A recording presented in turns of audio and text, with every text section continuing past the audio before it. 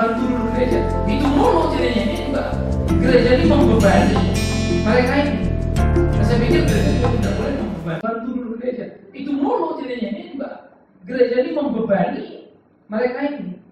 Nah, saya pikir gereja juga tidak boleh membebani ya. Jadi saya pikir itu, jadi memang matematika kesulitannya ada, tapi cairan ini tidak boleh mencair itu bagaimana tertentu. Karena ini sangat krusial MDKI ini. Saya sih jujur asal personal begitu, berharap Jokowi betul-betul jadi presiden, Ahok jadi gubernur. Itu my dream. Karena akan terjadi satu rentetan perubahan yang cukup krusial. Jawa Tengah itu muda anaknya ya, Ganjar ya, kemudian wali kota Surabaya ya.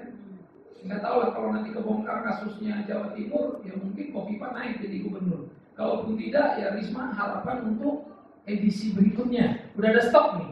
Jadi di Indonesia juga ada beberapa bupati wali kota yang cukup bagus-bagus. Tapi sorry, ada pejabat Kristen yang saya tahu persis, jorok juga sih begitu. Jadi ini juga beban kita. Ya makanya kita terus berdoa supaya harap-harap bisa ada terus saling luar biasa. Ya. Ya, artinya tadi ada pertanyaan dari Pak Manau, hubungan dengan penginjilan, maksudnya kalau seorang pemimpin Kristen itu kira-kira Nggak ada urusannya. Ya, kalau kita menunggu presiden Kristen baru penginjilan, maka kecelakaan yang terjadi. Memang itu terjadi pada Konstantin. Pada waktu Konstantin bertobat, lalu dia lihat salib di atas, dia Raja Roma kan. Lalu dia memproklamirkan pada seluruh Roma dan daerah kekuasaan Kristen, langsung Kristen number one. Semua orang Kristen, boleh dibilang istilah kita sekarang seluruh dunia kan. Tapi di situ lah untungnya Kristen. Ya, karena sekarang para paus-pausnya sekarang udah dekat dengan istana. Jadi hanya perebutan kekuasaan mewarnai perebutan di dalam gereja. Itu yang terjadi.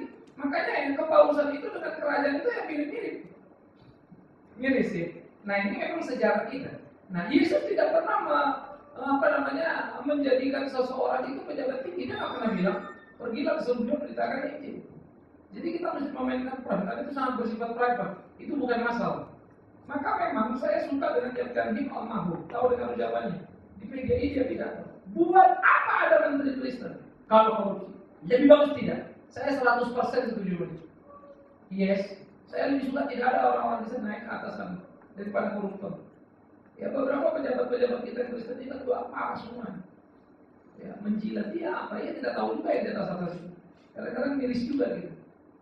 Ya, untunglah yang ketangkap bukan mereka begitu ya. Tetapi kita bisa melihat ini pergumulan serius kita. Maka biarlah kita naik karena kualitas tadi. Dan percayalah, Kristen itu akan jadi cerita dan kisah yang tidak bisa dibantah karena kualitas. Ya, jadi memang betul kalau naik pejabat lalu bikin gerombolan semua langsung boleh kan. Saya kasih contoh Papua. Kalau dia mau bikin KKR di Papua, datang ke bupati gubernur, dapat bantuan dana. Pasti punya itu. Dapat bantuan dana. Tapi kurang ajarnya kadang-kadang dikasihnya 100 juta, kurang ajarnya 300 juta. Dan gila ya orang Kristen terima juga tuh. Mau aja tanda tangan misalnya 200 300. Jahat. Nah, ini yang sebetulnya kita jadi bingung nih KKR uang haram dong ya. Bagaimana bisa? Mendingan lah udah kita KKR gede-gedean lah, tapi uang suci kan kira-kira begitu kan? Ya uang dari dompet kita aja lah kita ambil. Kita nggak bisa nyawa apa boleh buat. Nah jadi hati-hati ya di Papua itu karena undang-undang otonomi khusus itu yang jadi gubernur ataupun kepala daerah, bupati dan seterusnya sudah pasti Kristen karena putra daerah. Kecuali itu putra daerahnya lebih agama, siap juga kita ya. Karena hati-hati ya, yang ini nggak bisa masuk lalu yang putra daerah ini dipindahkan agamanya mereka lalu didorong secara partai PKS kuat. Makanya caleg-calegnya banyak. Jadi di sana 60% kemarin saya lihat caleg se-Papua itu apa? Kristen. Caleg ya. Makanya sebetulnya gubernur wali kotanya dikelola diatur mereka. Nah ini contoh nih. Inilah kalau kemudian pemimpinnya Kristen, tapi bukan karena kualitasnya ya, tapi lebih karena fasilitasnya. Nah kita ada rontok nih, Papua ini contoh model. Jadi berat-berat ya, jadi kita mesti berdoa terus betul-betul supaya tampillah pemimpin-pemimpin yang bermutu. Di luar sana ada ketakutan Pak. Jadi tadi saya baca di satu website FOA Islam gitu ya, mereka FPI sangat terang-terangan bahwa pemimpin Kristen. Jadi masih ada hubungan dengan Pak Manau tadi, ada ketakutan di mana kalau pemimpinnya Kristen nanti kristenisasi lah. Gitu. Bagaimana jawab ketakutan masyarakat seperti ini? Sebetulnya bukan takutnya kristenisasi, takutnya dia tiadasisasi gitu. Sebetulnya kan kalau mau undang-undang itu kan tidak perlu nunggu Kristen. Kalau memang SBY adalah presiden yang hormat pada hukum, itu sudah benar. Karena ada undang-undang tidak boleh KSN punya laskar. Yang ada laskar dan bersenjata itu hanya siapa? Polisi dan tentara. Ada undang-undang yang mengcover itu. Itu sudah dilanggar sebetulnya. Nah, yang kedua, Mendagri suruh justru berpelukan dengan FPI. Jadi memang susah lagi. Jadi sih sebetulnya nggak perlu harus orang Kristen berpuasa. Tapi yang kedua, kalau Kristen berpuasa tapi oportunis, sama aja. Ngapain mereka takut? Maka saya suka Gus Dur. Kalau gereja di satu jalan banyak, biarin aja. Jangan marah.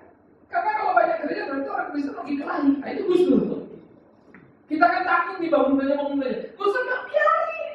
Kalau dia banyak itu dia kelahi itu. Tapi Gus Dur saya pikir betul sekali.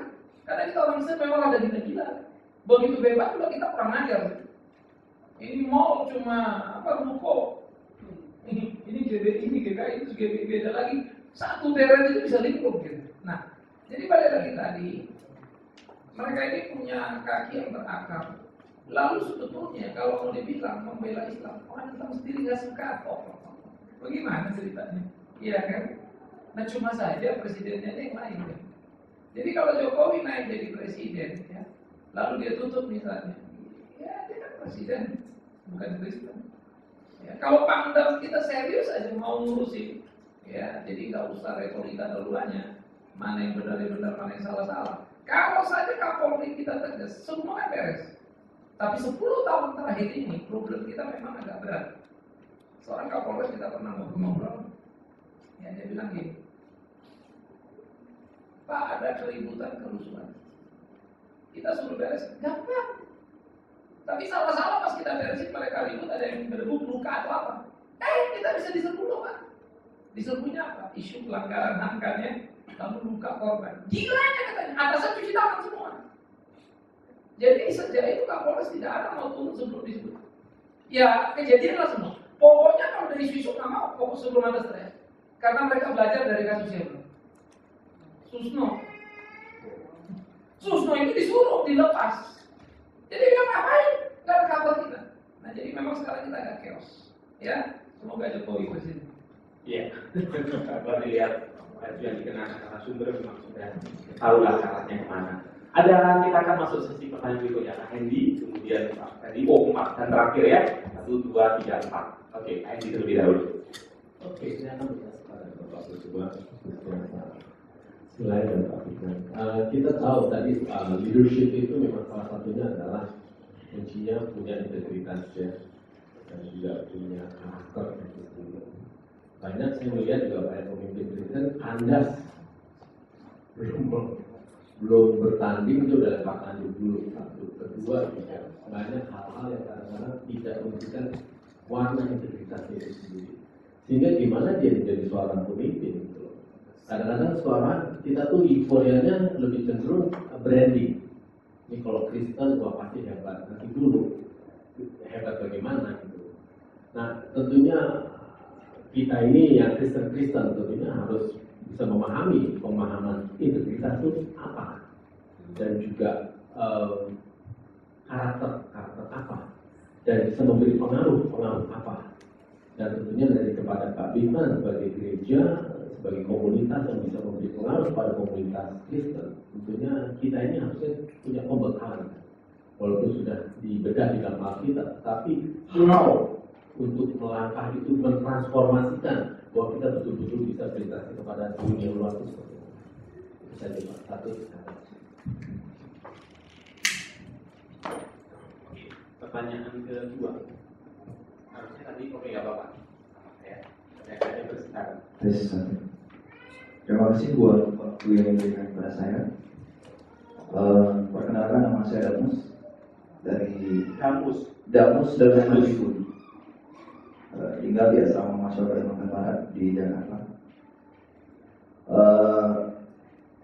Saya mengapresiasi apa yang kita diskusikan pada sore hari ini, di mana pemimpin Kristen itu harus kita rebut, mau tidak mau, suka tidak suka, kita harus rebut, kan begitu. Setiap zaman pasti melahirkan pemimpin-pemimpin hebat. Zaman sekarang sudah barang tentu kita harus merebut itu semua, merebut kembali. Untuk itu pada kader-kader muda Kristen harus mempersiapkan diri mulai dari saat ini. Pertanyaan saya, di eksekutif, legislatif, yudikatif sudah banyak orang Kristen, Pak. Saya yakin sudah banyak. Tapi ini ada tapinya. Apakah mereka mampu membawa aspirasi masyarakat kita di level nasional? Apakah mereka mampu? Masa jauh-jauh, Ranca Ekip, Bekasi, Tangerang, banyak sekali gereja yang ditutup, banyak sekali konflik-konflik horizontal antara entah gereja dan antara agama. Itu kemana pemimpin kita? Jadi pertanyaannya ke narasumber. Ya, saya silakanlah kedua beliau ini untuk menjawabnya nanti supaya barangkali bisa membuat otak saya tenang sedikit, karena selama ini persoalan konflik baik pembakaran gereja bahkan segala macam itu kan, jangankanlah dihukum, pelakunya aja kadang-kadang kita susah nangkapnya. Nah sekarang mau pemimpin Kristen berani nggak nangkap orang-orang itu gitu? Kalau saya di jaringan pemimpin, saya yakin saya berani. Saya percaya dengan integritas. Satu kata, satu perbuatan, satu tindakan. Oh, Nah, cukup ya. Saya suka semangat Anda. Ya. Rebut pemimpin Kristen begitu ya, Harus. mumpung masih muda. Harus. Saya rasa dua pertanyaan dulu ya, karena Oke. supaya bisa Sebenarnya masih banyak Pak, tapi mudah-mudahan di waktu kesempatan di luar ini saya siap untuk sharing. Tapi ini mantap, Terima kasih. ini ya.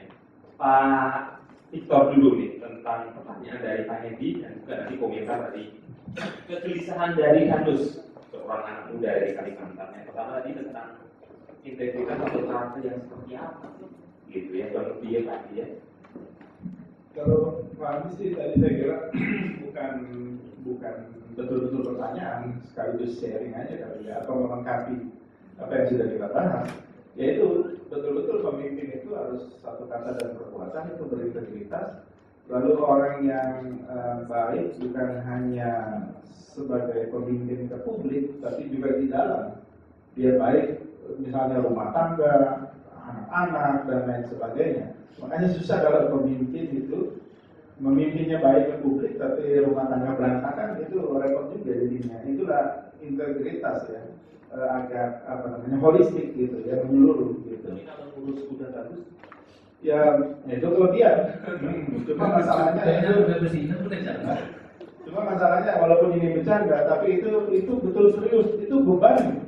Ya bayangkan orang bisa mengeluarkan biaya miliaran setiap bulan hanya untuk hobi, itu beban. Ya, jadi harus kita pikirkan juga. Gitu. Nah, lalu apa tadi yang itu rebut pemimpin ya. Nah ini yang kalau semangatnya sih saya setuju. Ya begitu memang. Kalau kita memang ada impian mau jadi pemimpin, ayo rebut gitu. Jadi jangan tanggung, jangan malu-malu. Tetapi juga harus begini ya, realistis kita. Posisi-posisi yang mau kita rebut itu kan terbatas. Jadi jangan itu menjadi obsesi apa ya, istilah lainnya itu nggak ada saya. Obsesinya itu setengah mati gitu ya, sehingga kalau nggak dapat kita jadi stres gitu. Nah jangan sampai begitu. Sebab memang ini kan realistis. Posisi itu sedikit, yang mau merebut banyak. Nanti kalau Anda nggak dapat, stres lagi, ya gitu. Jadi rebut sih rebut, tapi ya kita ya juga jangan terlalu obsesi berlebihan, gitu. Ya misalnya saya bermimpi nih jadi menteri gitu. Tapi kan posisi menteri kan banyak yang merebut, ya saya hanya satu di antara segelintir orang, lalu saya nggak dapat, lalu saya jadi stres gimana? Kan nggak boleh begitu kan, gitu ya. Jadi ya semangat, tapi sebagai orang Kristen tetap menyerahkannya kepada Tuhan, biar Tuhan yang bekerja membawa kita kemanapun, gitu ya. Dan tentu tahu diri juga Pak ya. Ya tahu diri, ya nggak memiliki kualitas. Kalau itu ya, kalau itu harus gitu ya. Lalu apa lagi? Udah itu ya. Oh ya, yang ini tadi apa namanya soal, ya benar. Kemampuan pemimpin. Kemampuan. Ya itu saya setuju, betul ya. Pemimpin itu harus berbuat sesuatu sesuai kewenangannya, kemampuan. Tapi ya itu tadi harus kewenangan ya, karena kadang-kadang kalau kita nggak tahu, kita rasa kita bisa berbuat ini padahal bukan kewenangan, ya. Atau kita memimpikan sesuatu yang nanti di depan, padahal di sini sekarang bisa. Ini saya kasih contoh begini. Ya ini mau nggak mau ya terkait juga dengan si Pak Hara dan Jokowi ya gitu ya. Itu kemarin orang kira Kristen Indonesia Raya sayapnya Gerindra mengatakan bahwa ketika mereka lagi ngomongin soal manifesto Gerindra bidang agama yang agak ngawur itu ya, lalu hari Senin kemarin bikin konferensi pers, lalu sempat-sempatnya ngomong begini, nanti kalau Prabowo jadi presiden, GKI Yasmin itu diselesaikan, ya. Makanya di Facebook ya, saya langsung keluar maksudnya saya jawab tegas, nggak usah tunggu presiden yang baru. Sekarang pun siapa ininya wali kota di Bogor udah ganti kan, dulunya PKS disegel, sekarang PAN disegel juga, nggak dibuka sama PAN. Padahal kan kebenarannya sudah, kalau kita perhatikan GKI Yasmin kita tahu lah, GKI Yasmin itu dimenangkan oleh Mahkamah Agung. Nah wali kotanya muda, cerdas, doktor si Bima Arya dari PAN, ya. Kenapa nggak dibuka? Dan ini koalisi dengan Prabowo. Jadi jangan tunggu Prabowo jadi presiden, buka aja sekarang, gitu kan? Jadi saya bilang ngomong kosong tunggu presiden, gitu. Jadi ini apa namanya mimpi-mimpi nggak karuan ini yang orang kira gitu. Tunggu gitu, Prabowo jadi presiden dibuka, loh kenapa mesti tunggu? Ngerti nggak sih lo? Gitu. Saya pengen ngomong gitu, ngerti nggak sih lo ini yang lo omongin gitu? Dan maaf gitu ya, saya sekalipun dengan teman. Kalau berbeda, saya akan hajar gitu tanda petik. Itu teman-teman saya, Mursyid Tagalung, Adiun Tagalung gitu, di ketua Cira gitu, teman saya. Tapi saya siap berseberangan dengan mereka kalau memang berbeda. Oke. Pertanyaan pertama tadi dari yang kita adalah bagaimana gereja memainkan peran. Sebenarnya memang gereja itu dipanggil atau menjadi pusat pembinaan pada umum. Gereja tidak boleh berpolitik sebagai institusi, gereja tidak berpolitik praktis. Tetapi sebagai pembinaan itu gereja harus. Jadi dia membina jemaat itu untuk keluar, ya. Lalu si jemaat itu jadi anggota DPR dan seterusnya. Berpolitiklah. Maka dia membenahi, membekali. Nah, itu sebetulnya di dalam gereja itu harus ada dalam tanda petik. Kalau kita bilang istilah sekolah begitu ya, kita di departemen kita itu bilangnya pembinaan. Nah disitulah umat itu dibina. Gimana keluarga kamu supaya beres, supaya baik, namanya Pak Putri. Ya, bagaimana supaya kamu punya wawasan politik luas? Nah kita bikin yang ini. Tapi pertanyaannya memang adalah daya serapnya sekarang nih. Ditumpahkan 100 liter, kalau jalannya seliter, ya repot juga kan begitu ya. Nah ini memang menjadi perjuangan kita. Nah karena itu semua kita mempunyai kesadaran sama untuk membangun ini. Ya. Paling tidak misalnya isu-isu politik itu enggak semua jemaat suka. Ini dalam pengertian, ini jemaat kita mau main. Adalah keurusan gitu ya. Nah di gereja kita kan tergolong sebetulnya, apalagi kalau mau seminar dekat kemerdekaan, dekat apa, kita banyak bicara tentang konteks bagaimana hidup bernegara berbangsa. Nah ini tugas yang kita ambil. Lalu sebetulnya saya rindu ada orang-orang tertentu dari kalangan majelis misalnya yang memang aktif di politik, lalu membina anak muda. Buat kelas politik itu apa? Ya.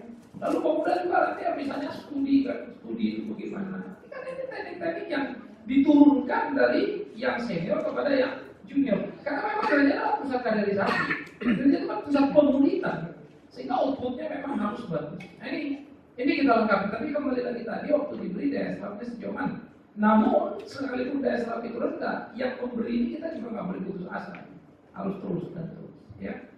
Nah yang kedua tadi, mungkin istilah rebut, menurut saya sih ngerti yang dimaksud, tetapi gini, dalam bahasa Indonesia rebut itu adalah orang pegang kamu ambil.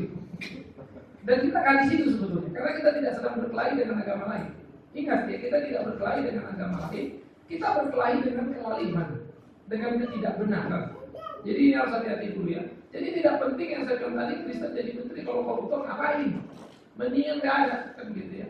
Nah Namun di dalam semangat memajukan bangsa, saya juga nangis lihat rakyat nggak makan. Miris kadangnya, aduh sedih amat, dan itu bukan cuma Kristen. Aduh nangis kita kalau ke pinggir sana loh, sakit, kasihan gitu ya.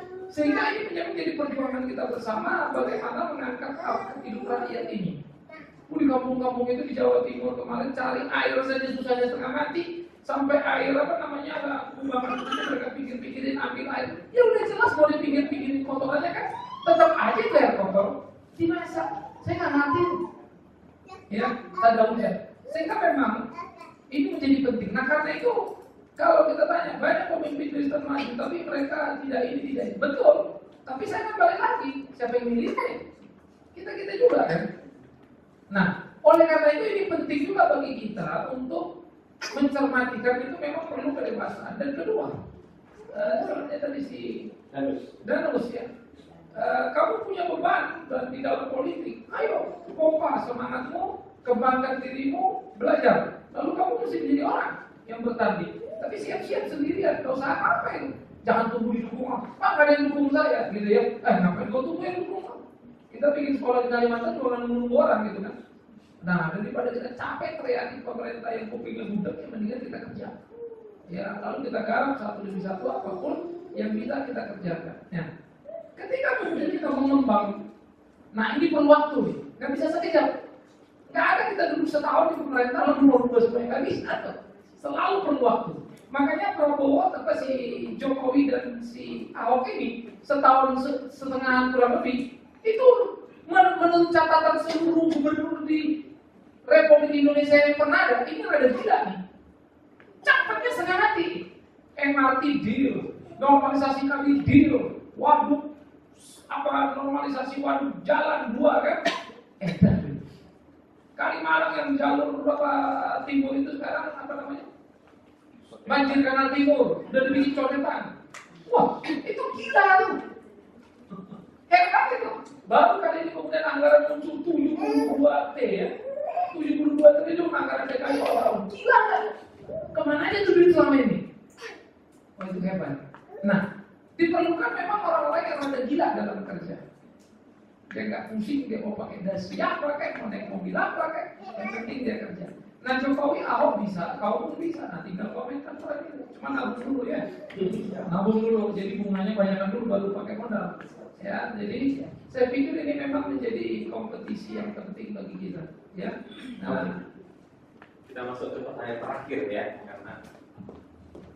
karena sisa waktunya. Tapi yang dikatakan Pak Bukan betul. Ya, kali yang seberang itu Jokowi Ahok naik gubernur, saya masih ingat seminggu kemudian produser eskavator dan datang untuk pemerintah pusat, bukan Jokowi. Kenapa? Pemerintah pusat kalau nggak di belakang. Iya, tapi juga dorongan pastinya kan, karena sebelumnya nggak diapa-apain gitu.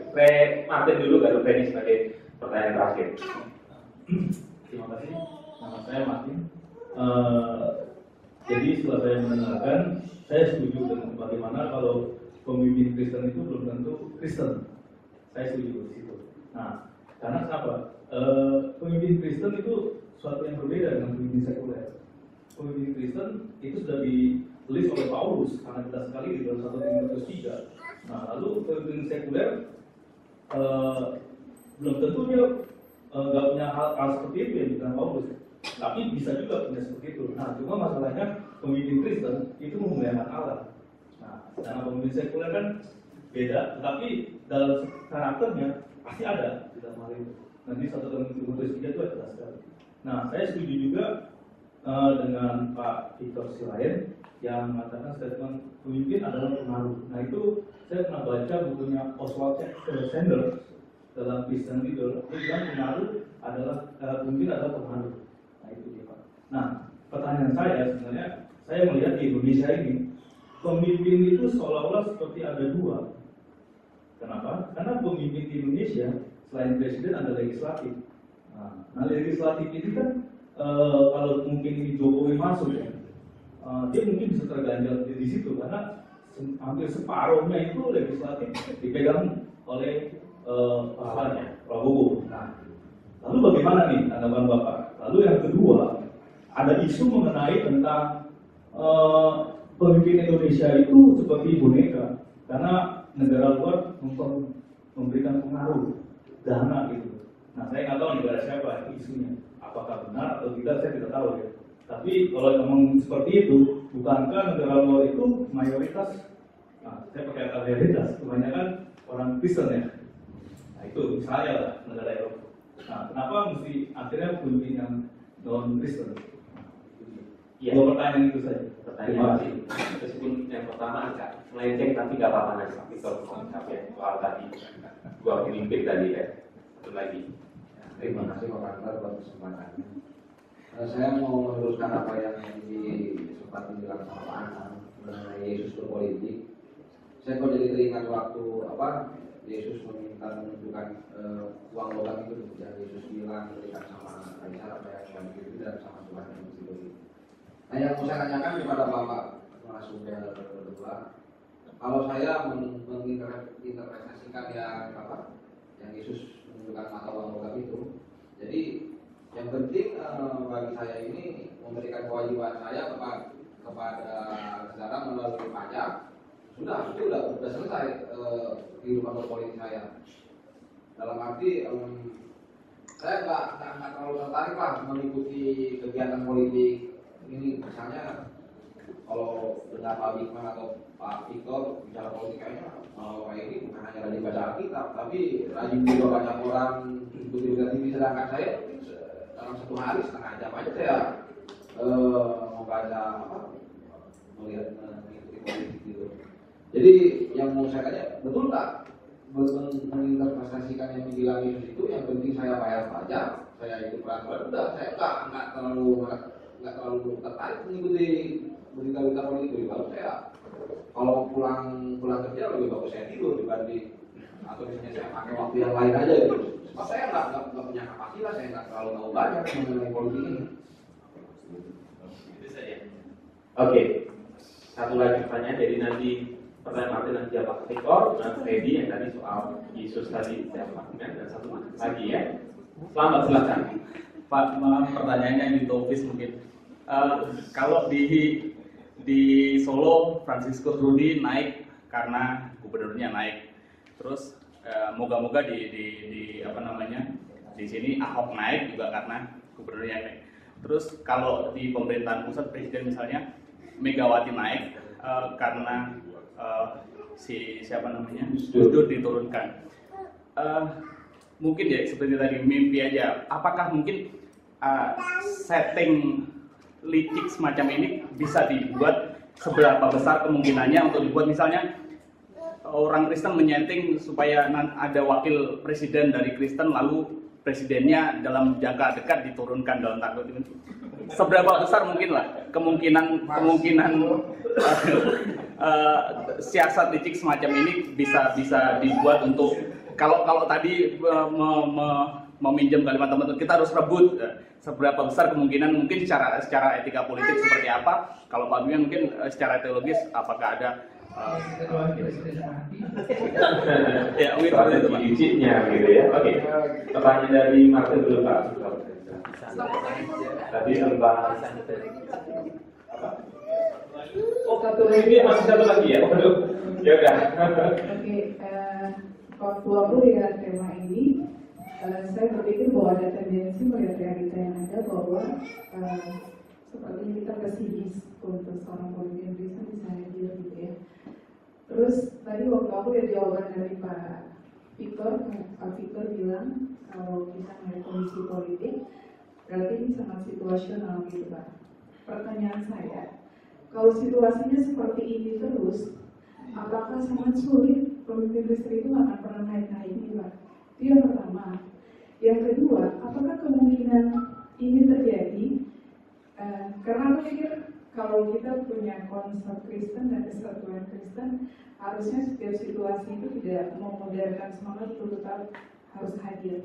Berharap ini bukan cuma sebuah pemikiran yang diangan-angankan, tapi harusnya bisa jadi realita. Apakah ini juga terjadi karena orang Kristen sulit bersatu dan sulit menampilkan yang terbaik itu sehingga nggak muncul tuh Pak? Yang kedua, Apakah ini terjadi karena begitu sulitnya kita mendobrak situasi yang ada di Indonesia nih sampai pemimpin Kristen itu nggak muncul juga. Terus saya ingat waktu bicara dengan seorang pengamat juga, dia cukup terjun dalam dunia pelayanan dan dia melihat kondisi perkembangan pemimpin Kristen di Indonesia yang sepertinya kalaupun pemimpin Kristen muncul tuh cuma di kalangan gereja atau mungkin di usaha sebentar, tapi waktu booming sampai bisa di internasional dunia itu sangat sulit. Ini sebenarnya kenapa nih Pak? Jadi mungkin dari Pak Victor dan Pak Diman bisa melihat dari terima kasih. Oke, langsung saja. Yang Pak Martin langsung ke Jadi Martin tanya agak melenceng karena sudah menyangkut ke nasional Pak ya, tapi nggak apa-apa harus jawab, yaitu kan Jokowi kalau naik Pak, ini kan ada sebentar lagi legislatif nanti, sementara kan 50% lebih legislatifnya adalah lawannya. Kalau nggak salah 297 lawan 202 kursinya di DPR nanti, koalisi Jokowi dengan Prabowo. Ya memang kalau hitung-hitungan begini sih nanti kalau Jokowi jadi presiden ya agak repot, suka diganjal dengan lawan ya. Inilah politik gitu. Tapi kan sekarang ini rakyat makin kritis. Jadi bukan hanya DPR nanti yang mau bikin keputusan ini, rakyat akan teriak gitu kalau menurut mereka itu ngaco. Nah itu juga sudah terbukti di Jakarta. Ya, Jokowi Ahok itu kursinya sedikit dibanding lawannya yang kemarin tidak berkoalisi dengan Jokowi Ahok, tidak berkoalisi dengan PDIP dan Gerindra, lebih sedikit Jokowi Ahok ini. Tapi kan karena mereka orang yang tegas, yang siap berhadapan seperti Ahok dengan Haji Lulung, dengan siapa gitu ya, akhirnya rakyat juga mendukung. Rakyat pada teriak gitu kan, sampai akhirnya ya kemenangan juga ada di pihak Jokowi Ahok. Ya, jadi memang harus siap bertarung seperti ini. Tapi juga termasuk kita rakyat mendukung yang benar. Jadi bukan mendukung yang banyak, tapi mendukung yang benar, yang baik gitu. Jadi saya kira tidak usah terlalu dikhawatirkan itu. Rakyat sudah semakin cerdas gitu. Terus seperti yang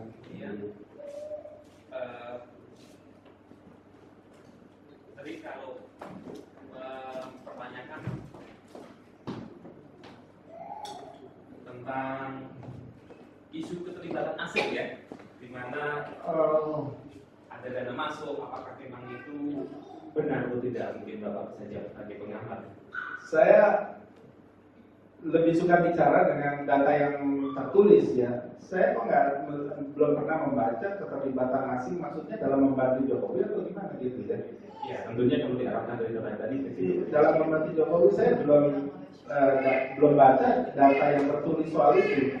Karena saya memegang lebih ini berita-berita aktual kan, itu Tempo misalnya, Kompas dan lain sebagainya, daripada misalnya VOA Islam, udah VOA Islam kalau VOA aja nggak apa-apa. Jadi yang seperti itu ya sulit untuk direspon balik. Lalu kalau bilang presiden boneka juga, nah ini yang menyebalkan, itu cuma penghinaan aja gitu ya. Presiden boneka dalam arti apa? Kalau dalam arti yang diatur-atur Megawati, enggak gitu. Waktu Jokowi di Solo dia nggak diatur Megawati tuh. Jokowi di Jakarta dia juga nggak diatur Megawati, nggak kasih proyek gitu. Itu cuma penghinaan aja ya. Makanya suka saya balikin, yang boneka itu adalah ketua umumnya Gerindra, Profesor Suwardi. Ya, kapan dia tampil ngomong di sini di sana gitu? Enggak pernah. Yang tampil itu selalu Prabowo dan Fadlizon. Suwardi ini betul-betul boneka gitu. Dia nggak pernah diajak ke sana kemari negosiasi, ya berbicara ini, berunding ini, enggak. Yang selalu tampil adalah Prabowo dan Gerindra. Tapi ya kita harus mengerti itu karena itu militer tulen. Jadi begitulah bawaannya. Betul-betul otoriter. Jadi istilah boneka itu harus ditolak gitu ya. Nah, tapi kalau di Indonesia orang-orang memberi dana buat Jokowi, pengusaha-pengusaha, apa yang salah? Nggak ada yang salah kan? Gitu ya, itu karena simpati gitu. Seperti misalkan, maka bahkan ada yang udah nawarin kok dana gede itu dari itu apa namanya besannya atau iparnya James Gary kan? Tahir. Nah itu udah nawarin dana gitu ya, kan nggak ada yang salah gitu loh. Ya tapi bukan nggak usah terlalu banyak membahas itu. Itulah bentuk simpati kepada Jokowi, bentuk dukungan yang lahir dari hati mereka, bukan karena diimbau apa segala macam enggak gitu. Nah kalau yang Lydia, saya loncat ke Lydia ya. Ini bukan pesimis, tapi realistis gitu ya. Makanya tadi saya bilang posisi-posisi kan misalnya 10 ya. Tapi 10 ya di negara Indonesia yang penduduk muslimnya terbesar di dunia. Bayangin aja, terbesar di dunia.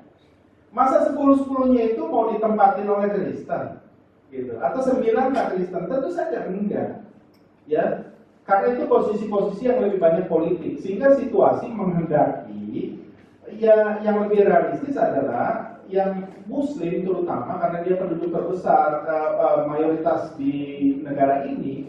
Ya itulah yang lebih banyak gitu. Tapi juga kita tidak pesimis bahwa di berbagai posisi puncak juga kan ada Kristen di menteri, di gubernur, di wali kota, di Kapolri, di mana-mana gitu. Tapi jangan membayangkan bahwa sebanyak-banyaknya Kristen mengisi posisi itu juga nggak realistis gitu. Karena sekali lagi inilah yang harus kita pegang. Indonesia adalah negara dengan penduduk Muslim terbesar, gitu. Ya, jadi harus realistis juga memandangkan itu, gitu ya. Jadi misalkan, apalagi kan sekarang ini memang sentimen keagamaan makin kuat.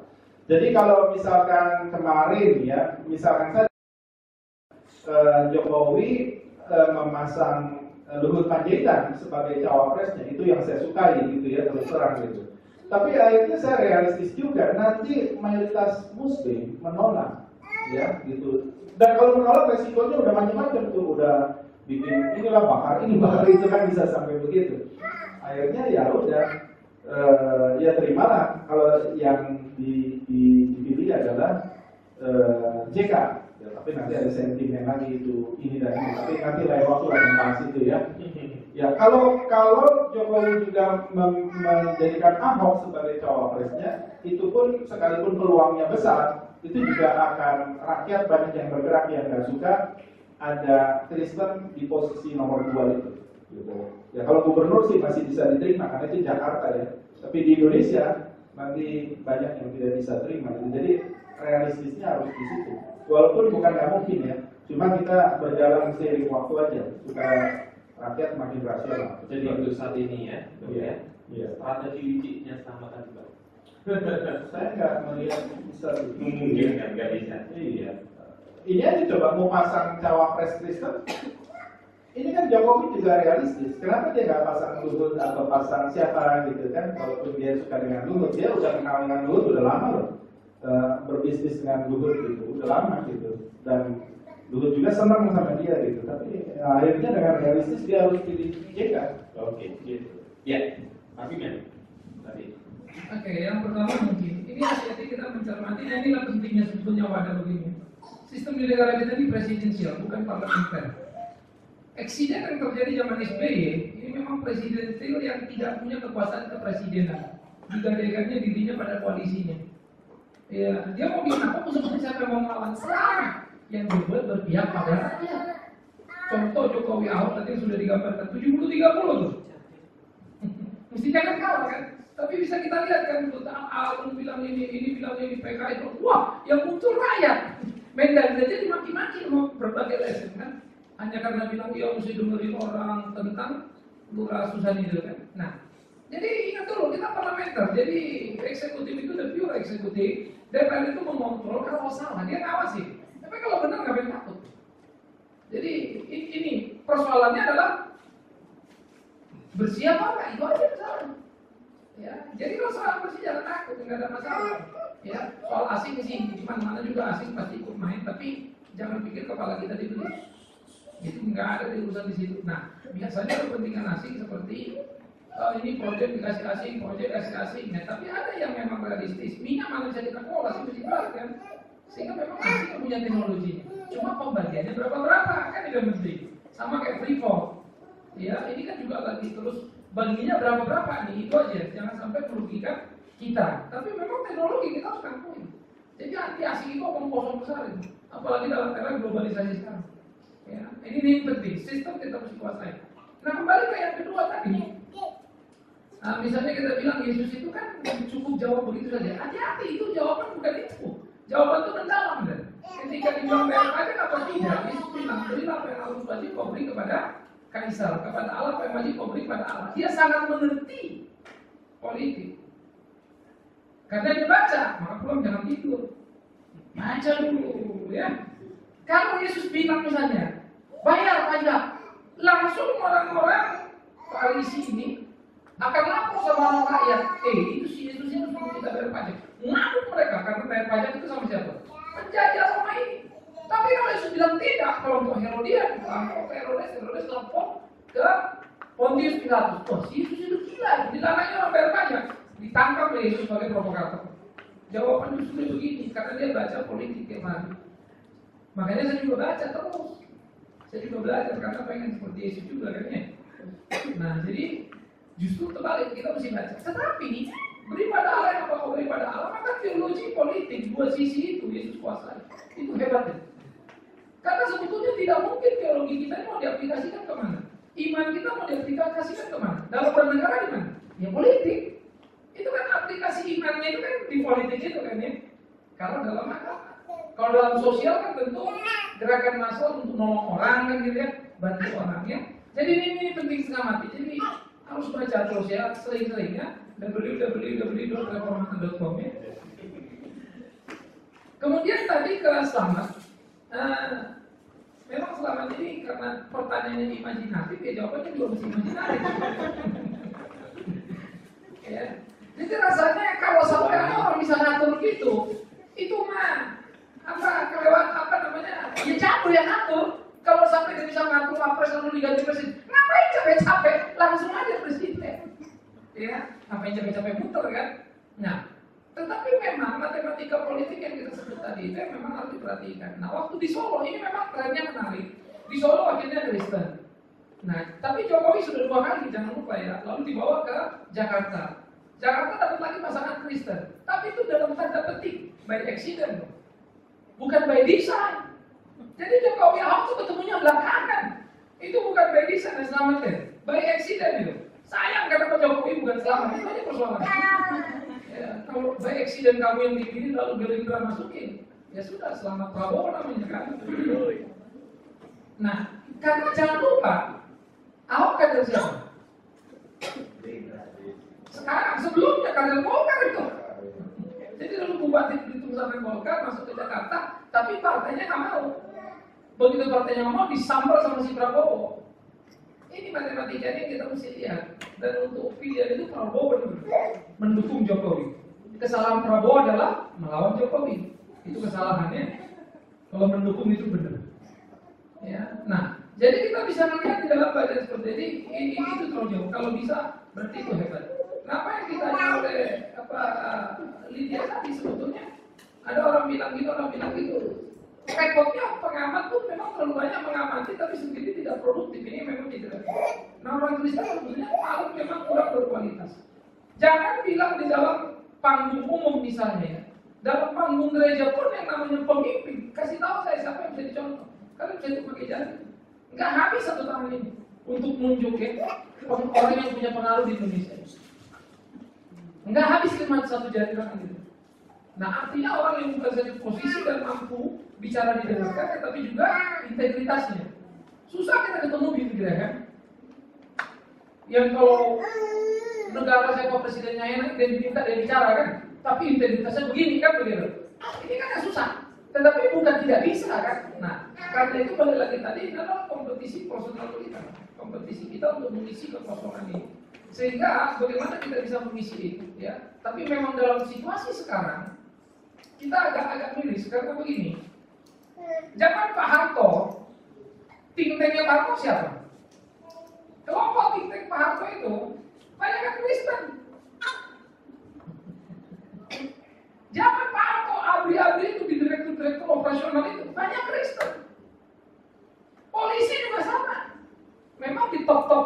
itu bukan, tapi diopretnya ini begitu. Nah kemudian sesudah dari Pak Harto makin tua mau lepas lengsel, Faisal Tanjung terjadilah hijau merah putih. Nah itu mulai rusak itu.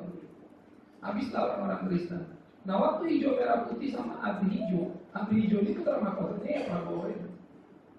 Lalu untuk mengupgrade dia ada dua tembok yang menghalangi. Ya, salah satu tembok paling besar itu adalah Sintong Panjaitan. Sehingga terjadilah grand design terhadap tim dua orang Kristen habis sebagai kesdam di tim-timnya, lalu pangdam di Udayana yang duduk di Bali, Sintong terkena. Padahal nggak directly kasusnya, miris kan? Kalau mau di directly itu panglima tinggi kalau sekalian kan gitu. Tapi itu ya politik kan. Nah, habislah dia naiklah Prabowo jadi Danjen Kopassus. Danjen Kopassus itu 3 divisi. Waktu dia naik, di-upgrade jadi 4 divisi. Dari 3 divisi itu, Danjen Kopassus itu Brigjen. Aslinya kalau namanya juga komando pasukan khusus, yang mesti kurus langsing dong. Ini jadi terlengkung lah, ini jahitlah jadi meja. Nangkap maksudnya ya? Naiklah dia meja. Lalu waktu operet, itu Danjen Kopassus. Nah, waktu operet Kopassus, itu yang disebut-sebut apa ke Papua, ya kan? Sebagai prestasi, itu kan sebetulnya memalukan. Itu mah aib. Karena ratusan unit Kopassus turun dengan persenjataan lengkap kayak 16 komplit. Sekaligus Suryono pada waktu dari Mabes kasih alat satu itu untuk menganggap komandan gerakannya ini yang menyandera makan Gumea. Itu waktu menyandera yang muda itu kan. Begitu kejeblak ketangkap 10 orang apa pakai koteka, pakai parang sama bedil kocok. Ya ampun. Itu cukup heboh sampai ngurusin kan. Kenapa kita nggak pakai seperti apa silver testone-nya? Rainbow sudah ngurusin 8 orang pakai koteka itu. Nah, apa sebetulnya prestasi ini yang kita bilang? Nah, tapi orang nggak banyak tahu jalur ini. Maka tadi kita agak naif sekali, memang mau main di politik tapi nggak ngerti jalur ini repot. Ya. Nah, lalu disinilah kita menjadi penting untuk hati-hati. Jadi di era Pak Harto banyak sekali think-tanknya Kristen. Benny Murdani adalah orang kepercayaan paling hebat di Pak Harto. Ya, Radi Sukawiro cukup panjang mempengaruhi ekonomi. Ya. Nah, habis dari era Pak Harto, di zaman sebelah Pak Harto juga ada gubernur DKI namanya Ali Sadikin. Siapa kepala dinasnya? Kebanyakan berapa kepala dinasnya? Ali Sadikin kan? Kalau pikir kerja kayak Batak, kalau ngomong kayak Jawa, itu kira-kira humorannya dari Ali Sadikin. Nah, sejak itu dari Ali Sadikin sampai hari ini banyak sekali orang Batak di DKI. Apalagi kalau sudah bagian penertiban ya, menangkap pedagang kaki lima, itu Batak-Batak semua itu. Kebanyakan. Di Alor ada satu hal yang menarik. Kalau Kapolres Alor itu Batak, rada aman Pak. Karena cuma dia berani bicara anda ini, kadang-kadang kakinya dijodoh Pak. Itu kita melihat. Nah, ada daerah-daerah tertentu yang keunikan. Nah, tetapi banyak juga orang Batak ini udah begitu naik, lupa injek bumi. Ini juga repot begitu. Nah, oleh karena itu orang Kristen pun ternyata sama. Nah, jadi mari kita bangunkan orang Kristen ini supaya betul-betul mampu berprestasi. Ya, jadi ini beban kita. Jadi tak peduli sebetulnya berapa kuat di luar sana, tapi berapa hebatnya kita. Itu yang penting kan. Kita kan nggak bisa bikin orang lemah. Nah, kan kita nggak bisa doa Tuhan, tolonglah bikin orang Kristen pintar-pintar, agama lain itu bodoh-bodoh Tuhan. Biar kami jadi presiden. Ya itu rasanya doakan tanggung jawab ya. Nah, jadi kita memang harus punya beban yang kuat pada diri. Nanti jadi pulang nanti ya, kalian baca politik, baca apa. Alkitab penting. Tapi politik kalau dibaca, kalau kamu kerja apa, ekonomi dibaca, supaya kita tahu di Indonesia ini, sehingga dengan demikian kalian semua khususnya yang muda-muda nih bisa kepakai dalam berbagai aspek. Kita ngomong apapun nyambung. Ya, saya mau di samping saya siapapun saya nggak pusing begitu ya. Jadi kita bisa melihat materi kebenaran. Ekonomi itu gampang setengah mati. Mikro, makro, in out saja kan, bukunya sederhana ya. Pajak dapat berapa, pembangunan berapa, kemana, kosongnya itu aja kok pertanyaan. Kan kita nggak perlu ngurusin pembukuannya itu kan. Nah, jadi ini kita juga mesti cermat untuk melihat semuanya. Karena Indonesia sejatinya kaya raya luar biasa. Kalimantan adalah pusat kayu kita yang sangat hebat, hutan yang paling luar biasa. Sekarang Kalimantan panasnya juga luar biasa, hutannya ada 80% habis. Paru-paru Indonesia sudah keropos. Ya, kering kerontang tidak karu-karuan. Nah, ini beban kita, khususnya yang dari Kalimantan. Supaya kita tahu di perjuangan kita. Bagaimana mungkin daerah hutan yang hebat bisa banjir. Akal kita sudah masuk akal. Karena kita sudah merusak semua. reboisasi yang gagal, terjadi erosi rontok. Nah, ekosistem kita juga mesti belajar, sehingga kita tahu semua bagaimana untuk berakhir-akhir. Ya, karena pada akhirnya Tuhan bilang apa? Beranak cuculah, penuhilah bumi dan taklukkanlah kan ya. Kita disuruh ngatur ya kan. Tapi kalau nggak tahu mana barat mana timur, gimana mau naklukkan ya kan? Kalau nggak tahu di perut bumi apa, kita tinggal di perut bumi apa di kulit bumi? Di per? Kita tinggal di bumi apa bukan sih? Kita tinggal di dalam bumi apa bukan? Tinggal di mana kita tinggal? Hah? Di kulit. Jadi kalau di luar bumi, di permukaan bumi ini, kan bumi bulat. Yang di bawah ini di permukaan juga. Hah? Oh, kalau yang di bawah, kalau kita di sini, berarti Amerika di bawah itu tinggal di perut bumi. Kita di kulit bumi, gitu. Nah ini aja kan kita lulus gimana mau menang? Nah, itu loh maksudku ya. Apalagi urusan Indonesia. Tapi ini betul ya, ini penting. Jangan karena kalian misalnya, saya kan kerjanya urusan keuangan Pak, lalu nggak mau tembak. Orang itu harus holistik dalam pengetahuan. Bukan untuk jago, tapi kita tahu sehingga kita tahu bagaimana menempatkan segala sesuatu. Kata kuncinya adalah ambil bagian. Artinya Talkshow ini diadakan bukan hanya sekedar ngobrol-ngobrol, tapi ada pencerahan bagi kita, dan kita yuk ambil bagian untuk negeri ini. Minimal Freddy sudah sadar bahwa nggak boleh lagi pulang tidur gitu ya. Nanti sampai rumah buka Facebook @Pak_Victor_Silaeng. Saya sering mengikuti beliau karena saya berpikir karena beliau dosen pasti ketika posting sesuatu pasti sudah diuji gitu ya. Jadi saya lihat perkembangan mulai itu. Kalau yang punya Twitter bisa ke @Victor_Silaeng. Ya, akhirnya kita berikan applause buat kedua narasumber. Seperti tadi yang saya katakan, talkshow ini diadakan bukan hanya untuk sekedar talkshow, tapi untuk memberikan pencerahan bagi kita supaya smart, ambil